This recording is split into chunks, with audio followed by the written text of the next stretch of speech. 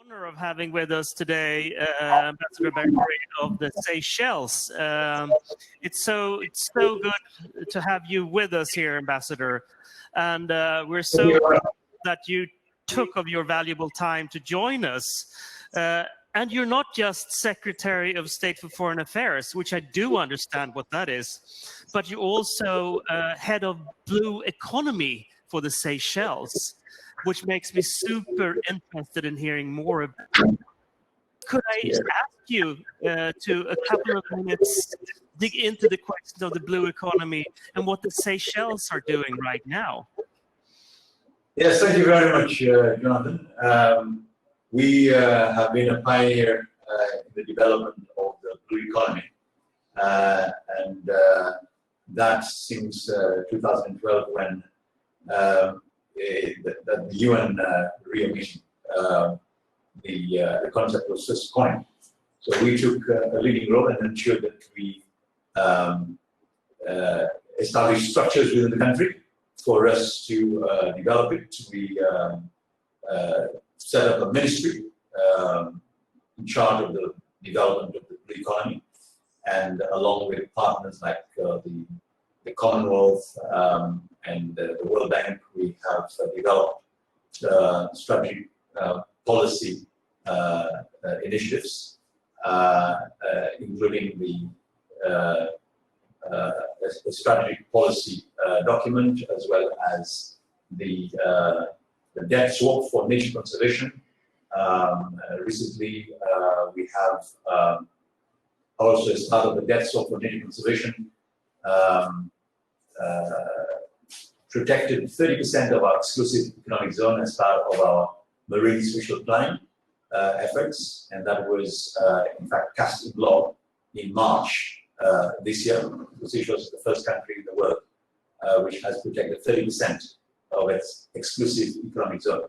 We also have a blue bonds initiative, the first blue bonds initiative in the world, which we developed with the World Bank, and that is also, in fact, for the development of for investment in the blue economy, more specifically in sustainable management of fisheries.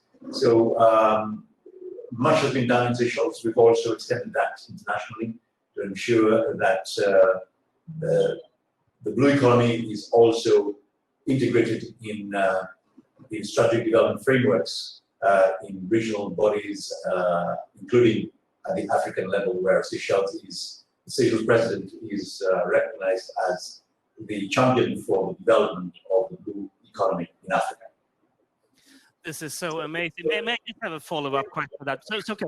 So clarify, you have taken 30% of your basically blue areas in the Seychelles, and there are a lot of them, and you've designated them for the future. That's pretty impressive. I mean, like, no one else has done that. We see other countries, not to name any name calling, that actually are diminishing the amount of hectares of land used for the future, and you are increasing them. I think that's something that everyone who is in policy listens to this should listen closely to.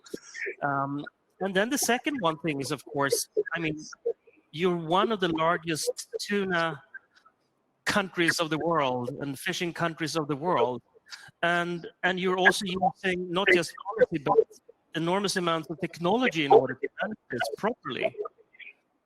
That is also taking a leap, I think. And Oliver, you've been involved in this, haven't you? Yeah, I mean, I've known Ambassador Faure for a number of years now, where we've been in an African think tank, if you like. And I believe I contacted the ambassador a couple of years ago about using drones. I believe Seychelles was using drones to sort of monitor illegal fishing and make sure people weren't illegal fishing. And I felt like actually we had a better solution that we could incorporate into the blue economy. And as a result, I had an invitation to fly out, and we met with all of the ministries that are involved in fishing. And what I learned was actually that it's not just one ministry. There's several ministries involved in just actually simulating the data for an export of tuna. And one of the things that was really important that we learned from the Seychelles in working with them was when we spoke to the ministries, their first sort of fear of technology was, I'm going to lose all of my paperwork, and I don't want him to have my paperwork because it's my paperwork. And I said, well, no, actually, you keep all your paperwork. It's just going to be digital, but actually, you're going to know everyone who touched your paperwork. So when you actually told the ministries that they had self-sovereign data by using this platform, what we've called Seychelles National Asset Management System, they were far happier on the collaboration. And I believe actually, Ambassador, when I was out at Seychelles, the European Union were just, I believe, extending their rights to fish in your waters. Oliver, was that a question? You did not come out clearly, sorry. I was just referring to when I was out on my visit to the Seychelles, that you were just in negotiations with European Union and several other countries looking at the waters. And one of the problems that we saw was the reliance on paper compliance. So yes. If the capture certificate doesn't come back to Seychelles, they can't be moved. Yes, indeed. So I think you're better explaining this one. Yes, that is one of the issues that we think that that the system that Chainvine, Oliver Oram, is developing with us will be able to address this problem of the catch certificate taking too long, for certain countries, European countries, as long as 2-3 months. And meanwhile, you have the tuna waiting at the port before clearance is given for the export, which incurs thousands of euros of charges at the port. So the system will not only make it paperless, but it will also result in significant savings to the entire economy, whilst improving on efficiency of the various business processes. So chapeau to Chainvine. We should also mention, Oliver, the Commonwealth Partnership for Technology Management, the CPTM, that played an instrumental role in bringing us together and ensuring that we spearhead the development of technology and its management for transformational change in Seychelles. This is amazing. Christofer, and I have to ask you, I mean, like sitting in Europe for many, many years, and then suddenly Seychelles come around and leapfrogs the European Union totally. You're also, of course, heading up the IDEA program for the Conservatives going forward. So what is your takeaways from what you heard so far? I have a fetish for fishing and fishing policy, even though it was actually outside of the scope of my committees in the European Parliament. I was deeply involved in the reform that the European Union did of its own fishing policy. And even though it was a big step forward, one thing that I think is so clearly lacking in the perspective in Europe in general is the fact that the perspective of future and growth and more human activity is kind of lacking. Let me just give you one example. When we set fishing quotas in Europe, we aim at maximum sustainable yield. We should fish at the maximum sustainable level. It sounds fantastic, doesn't it? But if I would have a future-oriented perspective, I would rather fish at maximum economic yield. Because what does that mean? That means that I should probably fish less here, right now. I should probably designate areas to say that the fish stocks have to grow so that the total in the future could be more both for the oceans and for the fishermen. So the perspective that I think that we have to learn in Europe and the world has to learn is, instead of aiming at the balance point of sustainability, aim at what you can do to increase growth, both in nature and in humanity. Because I think if it's one lesson we can learn from history, we've never managed any challenge by looking backwards and decreasing our own activity. If we were standing here and talking about food, for example, I don't know, 60 years ago, we would talk about starvation because that was the aim. And if policymakers would have aimed at, distributing food instead of increasing food and supply, we would never be where we are with abundance. Now we have the problem that the focus of this seminar is how do we deal and address the problems of this abundance.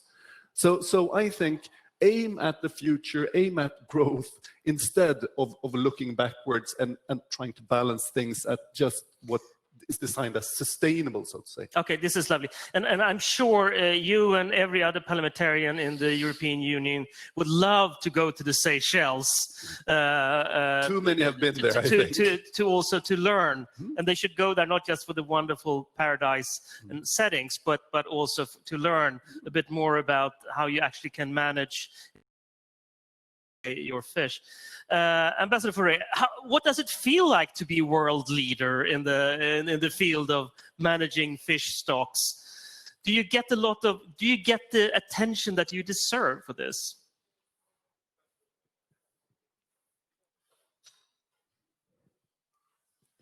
We lost the sound. Did you lose the sound? Okay. They've lost the sound. I think we've lost the sound. I can see you. We can see you clearly, but we can't hear you. Yes? Now, can you hear us? There you are. Okay, wonderful. Yes. Do you there's a lot of responsibility, to be honest, on our shoulders. We play a leading role at the level of the Indian Ocean Tuna Commission, the IBC, which in fact will be meeting next month in November to look at issues of stock management, fishery stock management. Of course, the coastal states in our region also look to our leadership, and we do get the attention that we deserve. But it also means a lot of responsibility on our shoulders to meet up to the expectations. So coming up with the Seychelles National Asset Management System with Chain Mine will certainly put us in a very good position as well to ensure that the others in our region also follow suit, because such a system would also help for significantly in enhancing better management practices, let alone improving the ease of doing business. On that note, perhaps we should ask Oliver, what was the most difficult part of developing the project? That's slightly easy. That was leaving the Seychelles. I actually didn't want to go. So it's a really nice place. We get that. Yeah. But apart from the obvious. I actually, the paper, what I mentioned earlier, was always difficult from leading different ministries. But I think when you begin to explain actually sovereign data, the different ministries opened up very quickly by understanding that they were allowed to hold on to the data and, in fact, manage it in a better way. So it's almost like, I think when you have change sometimes, people believe change can take power away. And actually this change actually made the power more strong over the information. And I think it's up to the technologists there to help make people understand that. I don't think people really necessarily need to know what's under the hood, right, when you're driving a car. And I say that because we're in a Volvo showroom, sorry. But what they need to understand is how well that car works for them and why should they drive it. So I think that's you've got to really put the solutions down to a very simplified way. And I think working with the Seychelles was excellent fun, to be honest. And I'm enjoying the project.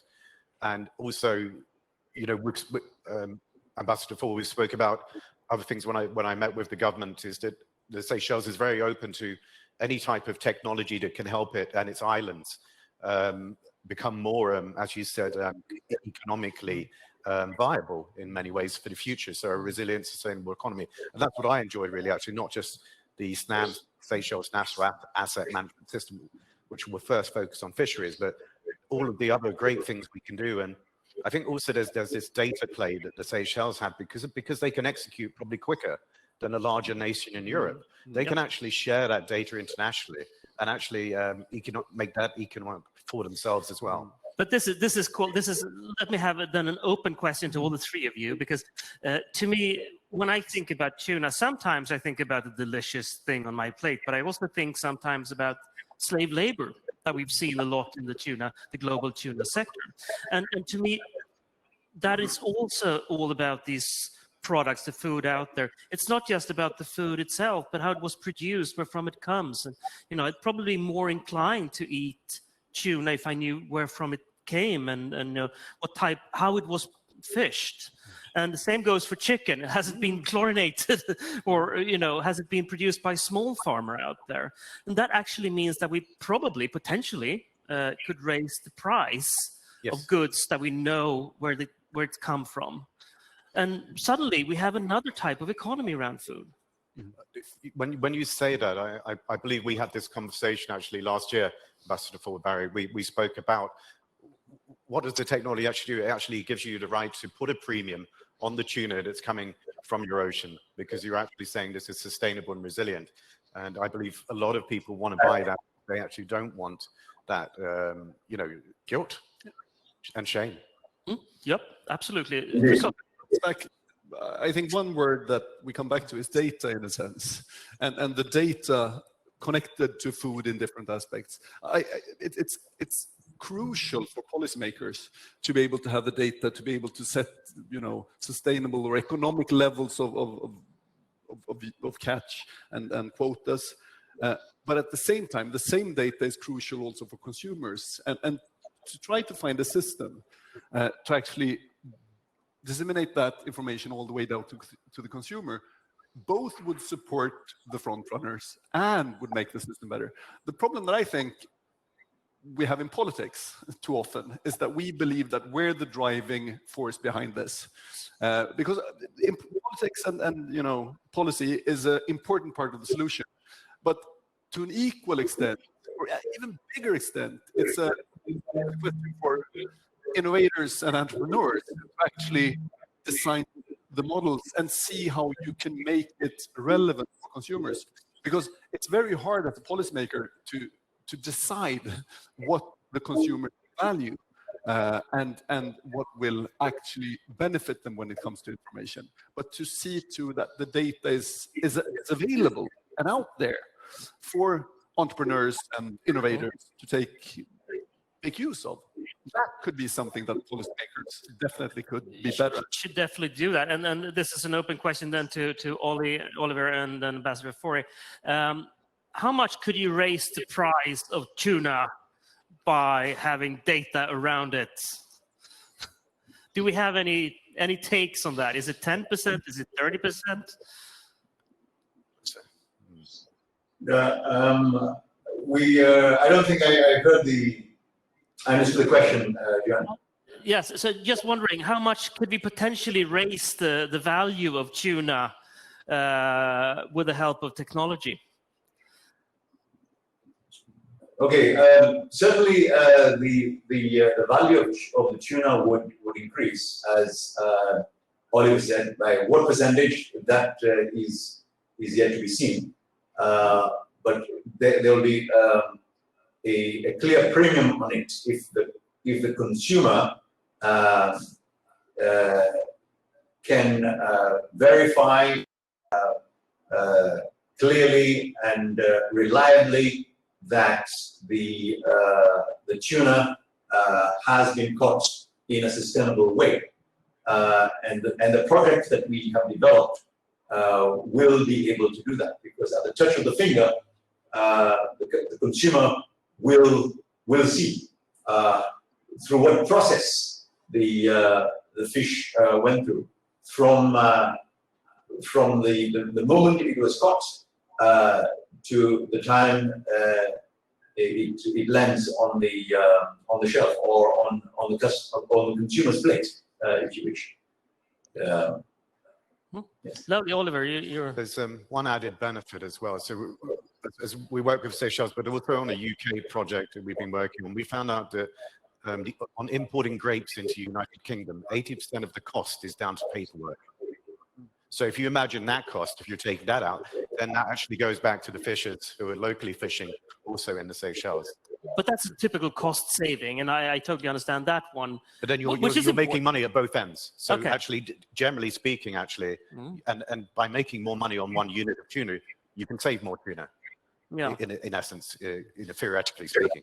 Christofer. And one of the problems I often see is that the more developed the economies are, the higher administrative costs are connected to the products. And that's a clear takeaway, I think, for policymakers in general, because then it's very tough to be outcompeted by a Chinese vessel that actually don't give a damn about anything when it comes to sustainability. I took the example of China accidentally, but you see what I mean? That I think it's important for policymakers here to actually make those saves to guarantee the competitiveness of the good things. Tuna is interesting in some aspects, also because it's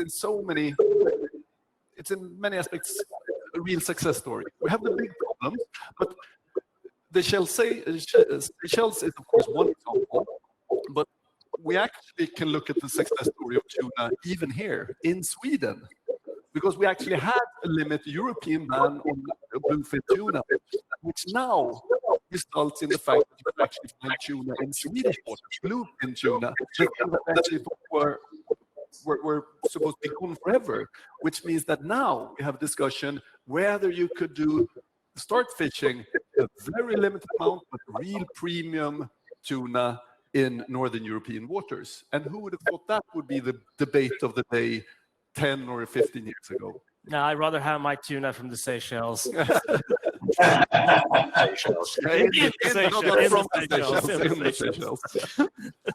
No, but I think it's really interesting. Perhaps the Seychelles will be the exporter of tuna management systems in the future, perhaps even more than tuna.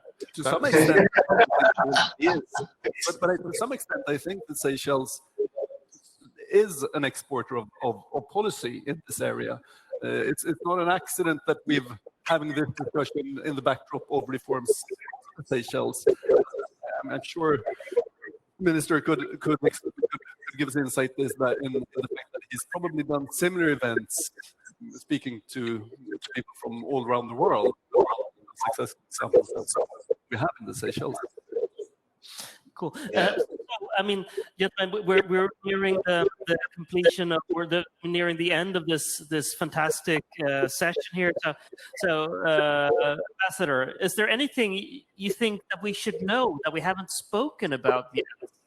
And you're of course free to market the Seychelles if you want to, in general terms, or say something specific about the tuna projects that you're doing and the saving of the waters that you're actually also are doing, which is amazing. Something else that you are doing that we haven't seen.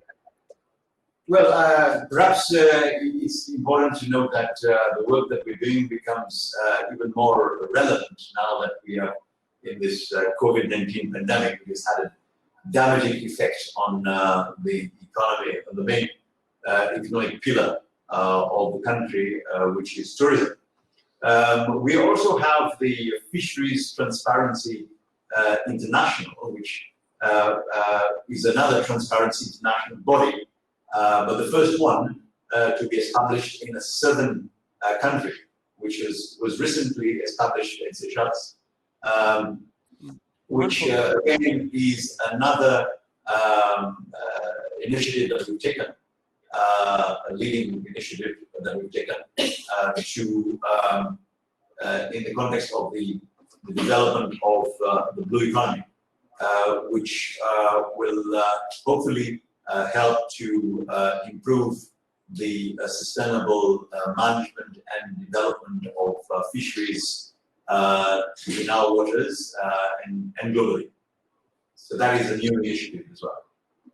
That's lovely. So Seychelles is becoming the tech hub for the blue economy, essentially. Yeah, I believe that there's a lot of opportunity, and I've had many a long conversation with for what the future could look like.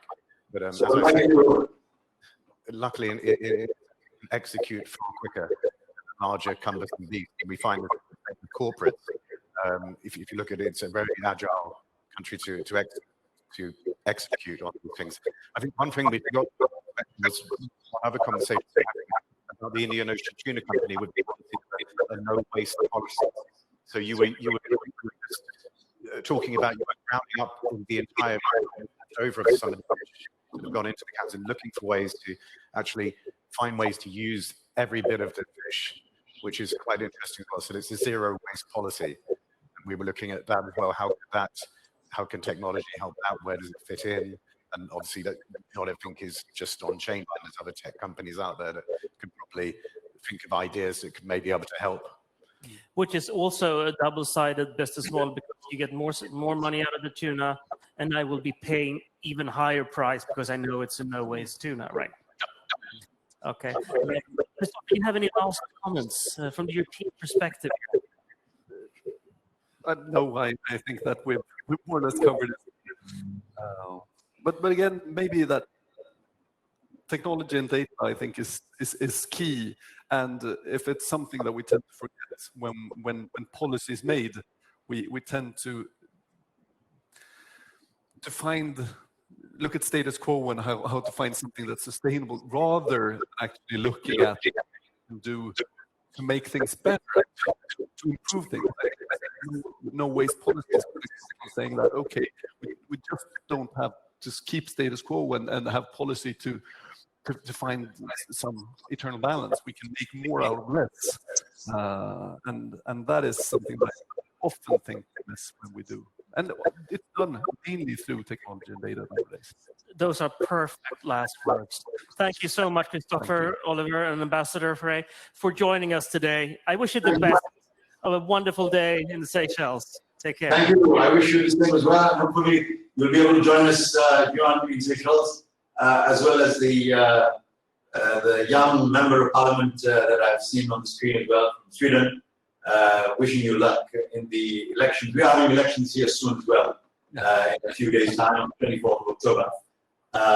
And maybe Sweden will be able to do more business with Seychelles, including joining the Fisheries Transparency Initiative. Thank you.